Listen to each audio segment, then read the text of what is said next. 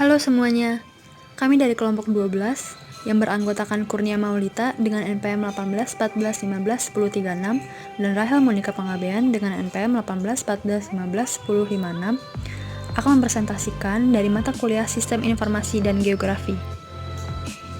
Berikut adalah topik yang akan kita bahas untuk selanjutnya. Yang pertama ada aspek komunikasi dan perancangan, yang kedua ada ciri khas kartografi di dalam sistem informasi geografi, dan yang ketiga ada fungsi kartografi di dalam SIG. Materi sistem informasi geografi dan pemetaan. Selamat datang. Berikut adalah biodata dari kelompok 12.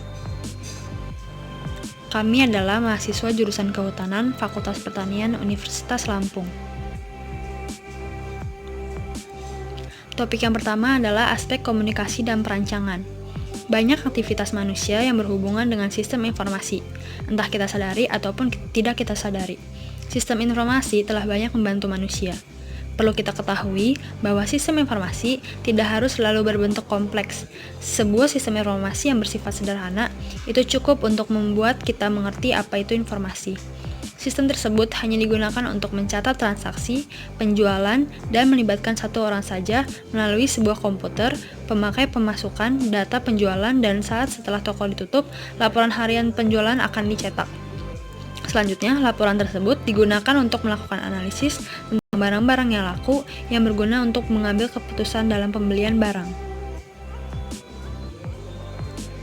Kemudian ada hal-hal yang bisa dikerjakan oleh sistem informasi yang terkait dengan kemampuan yang dapat dilakukan. Yang pertama, melaksanakan komputasi numerik bervolume besar dan dengan kecepatan tinggi. Lalu, menyediakan komunikasi dalam organisasi atau antar organisasi yang murah, akurat, dan cepat. Yang ketiga, menyimpan informasi dalam jumlah yang besar dalam ruang yang kecil tetapi mudah diakses. Yang keempat, memungkinkan pengaksesan informasi di seluruh dunia dengan cepat dan murah. Yang kelima, meningkatkan efektivitas dan efisiensi orang-orang yang bekerja dalam kelompok dalam suatu tempat atau pada beberapa lokasi. Kemudian, menyajikan informasi yang jelas yang menggugah pikiran manusia. Yang ketujuh, mengotomasikan proses-proses bisnis yang semi-otomatis dan tugas-tugas yang dikerjakan secara manual. Yang kedelapan, mempercepat pengetikan dan penyuntingan. Kemudian yang terakhir, pembiayaan yang jauh lebih murah daripada pengerjaan secara manual. Lalu ada konsep dasar sistem dan komponen sistem informasi. Yang pertama ada sistem. Seperti yang kita ketahui, sistem adalah sekumpulan elemen yang saling terkait atau terpadu yang dimaksudkan untuk mencapai suatu tujuan. Beberapa elemen dalam sistem yaitu ada tujuan, masukan, keluaran, proses, mekanisme, pengandalian, dan umpan balik. Lalu ada komponen sistem informasi. Ada perangkat lunak, software, dan perangkat keras, hardware. Perangkat lunak software atau program yaitu sekumpulan instruksi yang memungkinkan perangkat keras untuk dapat memproses data. Perangkat keras atau hardware yaitu mencangkup piranti-piranti fisik seperti komputer dan printer. Lalu ada prosedur yaitu sekumpulan aturan yang dipakai untuk mewujudkan pemrosesan data dan membangkitkan keluaran yang dikehendaki. Lalu ada manusia ataupun orang, yaitu suatu individu atau suatu pihak yang bertanggung jawab dalam pengembangan sistem informasi, pemrosesan dan penggunaan keluaran sistem informasi. Kemudian ada basis data atau database, sekumpulan tabel, hubungan, dan lain-lain yang berkaitan dengan penyimpanan data. Lalu ada arsitektur informasi. Ada beberapa definisi tentang arsitektur informasi. Yang pertama, bentuk khusus yang menggunakan teknologi informasi dalam organisasi untuk mencapai tujuan-tujuan atau fungsi-fungsi yang telah dipilih. Lalu, desain sistem komputer secara keseluruhan, termasuk sistem jaringan, untuk memenuhi kebutuhan-kebutuhan organisasi yang spesifik. Berikut adalah gambar peta.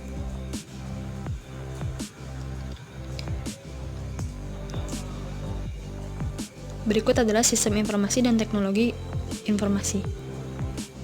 Ada masukan data, terus proses model, keluaran informasi, ke penerima, ke tindakan keputusan, hasil tindakan, data yang ditangkap, dan data yang diolah tersebut dimasukkan lagi ke dalam data yang akan diolah selanjutnya. Dari proses model itu masuk ke dalam basis data.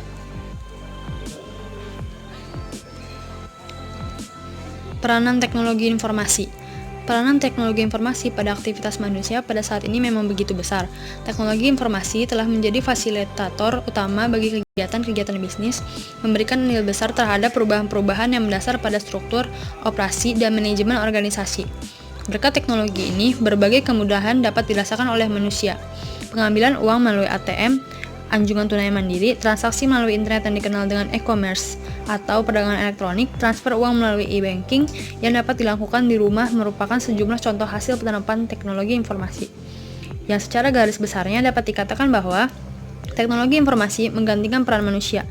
Teknologi memperkuat peran manusia, dan teknologi informasi berperan dalam restrukturasi terhadap peran manusia.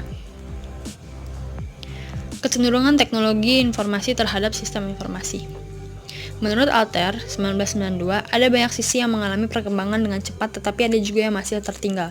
Kecenderungan teknologi terhadap sistem informasi adalah peningkatan kecepatan dan kapasitas komponen-komponen elektronik, ketersediaan informasi dalam bentuk digital semakin banyak, portabilitas peralatan-peralatan elektronik semakin meningkat, kemudahan pemakaian meningkat, ketidakmampuan mengotomatiskan logika masih berlanjut. Selanjutnya yaitu analisis kebutuhan sistem informasi geografi. Tahap analisis kebutuhan merupakan tahap awal yang sangat menentukan keberhasilan dalam suatu proses penemuan, perbaikan, pemodelan, dan spesifikasi. Analisis kebutuhan perangkat lunak memiliki peran sebagai perantara antara alokasi perangkat lunak, tingkat sistem, dan perencanaan perangkat lunak. Analisis kebutuhan perangkat lunak digunakan untuk memahami tingkah laku dari sistem yang akan dibangun. Adapun langkah-langkah yang akan dibangun untuk melakukan analisis data adalah 1. Analisis kebutuhan penggunaan. Analisis kebutuhan penggunaan merupakan analisis hal-hal yang diinginkan pengguna dari sistem yang dibuat. 2. Analisis data. Analisis data yang dilakukan adalah dengan cara mengklasifikasikan data atau mengkelompokkan data sesuai dengan jenisnya. Selanjutnya yaitu kartografi. Kartografi adalah studi dan praktik membuat peta atau globe, dalam pula definisikan sebagai gabungan dari ilmu seni dan teknik dalam pembuatan penggambaran peta. Pengertian ilmu seni dan teknik dapat diuraikan lebih terperinci lagi sebagai berikut.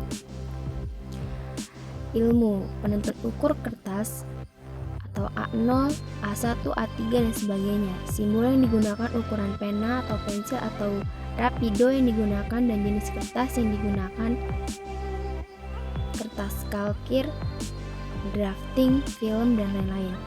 Seni, penghalusan gambar, perwarnaan gambar, penggunaan simbol, penggunaan huruf, dan lain-lain. Teknik pengelompokan objek, titik, pohon, bangunan, dan lain-lain.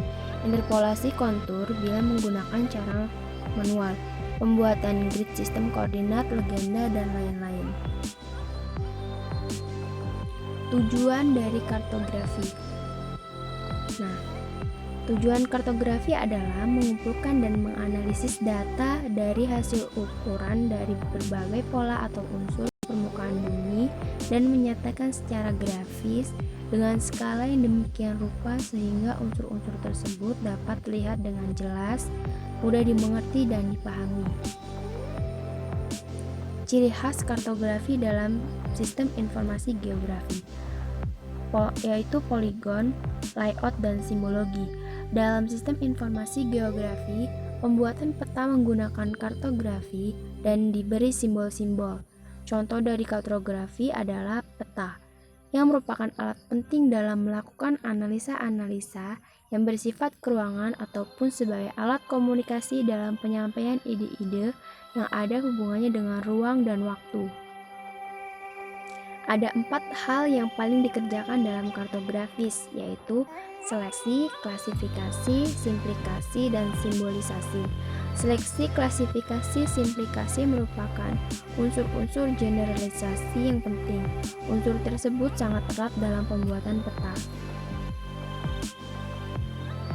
Mengingat realita fisik, keempat hal tersebut harus dilaksanakan, sehingga dapat memungkinkan peta yang dihasilkan benar-benar mencerminkan hal-hal yang terpilih dan mudah dimengerti oleh banyak orang melalui simbol-simbol yang sudah dibaca.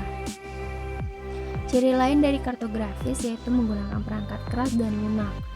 Yang pertama yaitu perangkat keras. Dalam mengimplementasikan program yang penyusunan pembuatan menggunakan beberapa perangkat keras atau hardware, diantaranya yaitu 1. Prosesor Intel Pentium 4 dalam kurung 1,70, 2.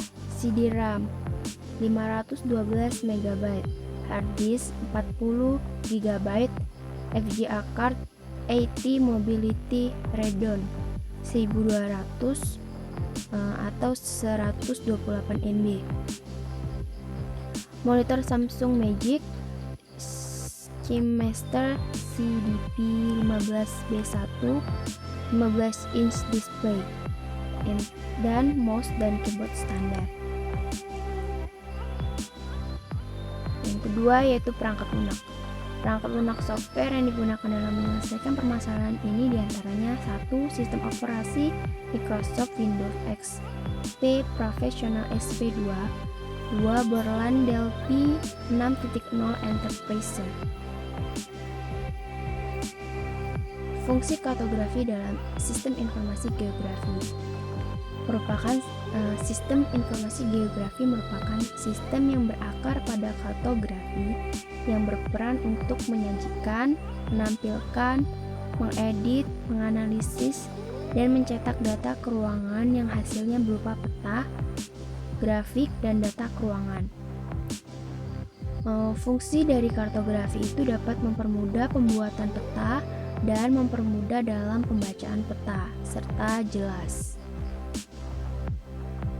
Demikian penyampaian hasil diskusi kami. Apabila ada kekurangan, kami mohon maaf. Wassalamualaikum warahmatullahi wabarakatuh.